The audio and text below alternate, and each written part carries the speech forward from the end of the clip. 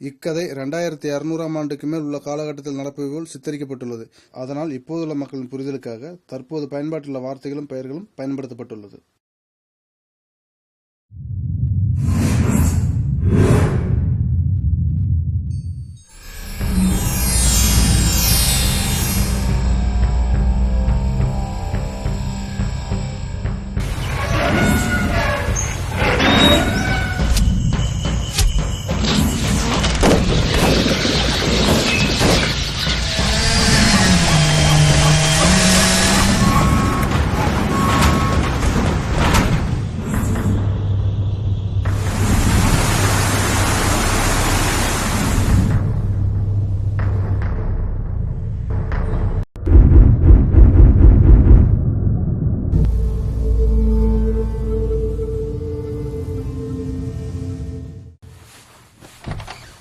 பக்கத்துல இருக்கிற மெடிக்கல்ல போய் டிஃபன் வாங்கிட்டு வாங்கனா இவ்வளவு நேரமா?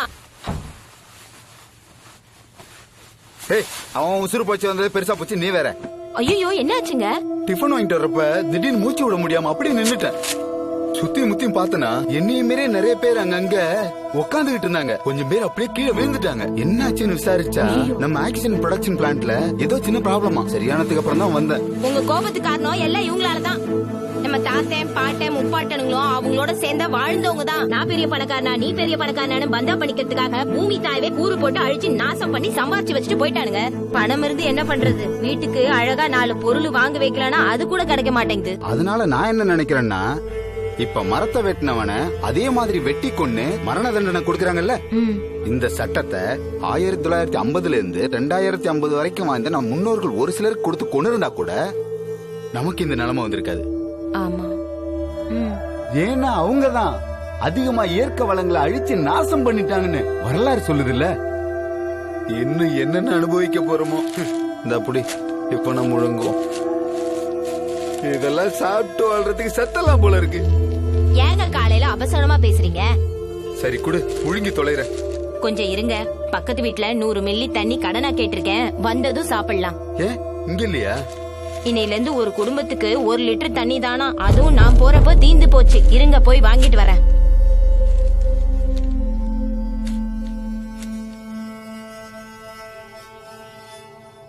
என்ன சிரிப்பு? நீங்க எல்லாம் காய்பழங்களோட இருந்த நிலத்தை அழிச்சு கட்டிடமா கட்டிட்டீங்க. கொஞ்ச நெஞ்சம் இருந்த மரத்தையும் மண்ணி அழிச்சு வாழ்ந்துட்டு போயிட்டீங்க. இங்க நல்ல காத்து கூட இல்ல.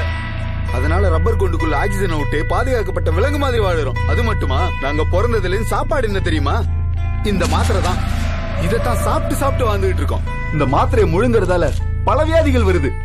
அத போக்கவும் இந்த மாத்திரையை தான் சாப்பிடுறோம். இப்படி மாத்திரையா சாப்பிட்டு சாப்பிட்டு மண்டையில இருக்கிற மயிரெல்லாம் கொட்டி போச்சியா. எங்களுக்கு மட்டும் இல்ல, இங்க வாழுற எல்லாருக்கும் தான். அது கூட பரவாயில்ல, உடல்ல சத்து இல்ல, அதனால குழந்தை இல்ல. உங்க சந்ததியே அழிய போகுது.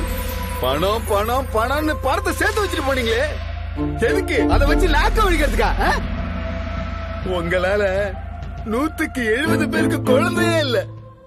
ஒரு காலத்துல யாழி டைனோசர்லாம் வாழ்ந்ததுன்னு சொல்லி நீங்க மியூசியத்துல வச்சிருந்தீங்க. நாங்க ஆடு மாடு சிங்கம் புலி மரம் செடி கொடி காய்பழங்கள் எல்லாம் இருந்துச்சுன்னு நாங்க மியூசியத்துல வச்சிருக்கோம். போற போக்க பார்த்தா இன்னும் கொஞ்ச வருஷத்துல அதே மியூசியத்துல மனுஷனை பொம்மையா செஞ்சு வச்சு, இது ஒரு உயிரினம், பெயர் மனிதன், முக்கிய குறிப்பு, ஆசையாலே ஆண்டு அழிஞ்சதுன்னு வேற ஏதாச்சும் விலங்கின வந்து ஆடும்போது எழுதி வச்சிரும் போல. எனக்கு என்ன தோணுதுன்னா, உலகம் பூரா உங்க காலத்துல வாழ்ந்த எல்லாருக்கும் உடம்பு பூரா மனநோய் இருந்திருக்கணும். அது ஒரு நோயின்னு தெரியாமலே எல்லாரும் வாழ்ந்திருக்கீங்க. இப்ப வாழ்ந்துகிட்டு இருக்கிற எல்லாருமே அவங்க முன்னோர்களை திட்டிக்கிட்டு தான் இருக்காங்க. கடவுளு உங்களை திரும்பவும் படைக்கணும். நீங்க ஒவ்வொரு தடவையும் இந்த மாத்திரையை சாப்பிடறப்பெல்லாம் நீங்க வேஸ்ட் பண்ண சாப்பாடெல்லாம் ஞாபகத்துக்கு வரணும். 1/2 டம்ளர் தண்ணியை பக்கத்து வீட்டுல கடன் கேட்டு நாக்க தொங்க போட்டு நிக்கும் போது நீங்க தண்ணியை வேஸ்ட் பண்ணது அப்ப தெரியும். எங்களுக்கு 1000 நோட்டு 2000 நோட்டு 5000 நோட்டு தானே பெட்டி பெட்டியா சேர்த்து வச்சிருப்பீங்க. இதோ இருங்கடா வர.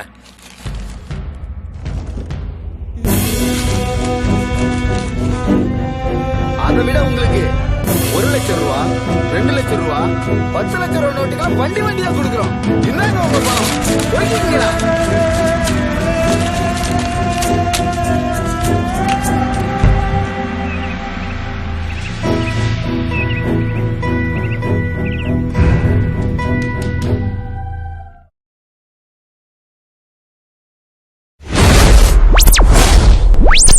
இது போல நல்ல வீடியோக்களை பாக்குறதுக்கு ட்ரீம் பூஸ்டர் சேனலை சப்ஸ்கிரைப் பண்ணிட்டு பெல்ல டச் பண்ணுங்க.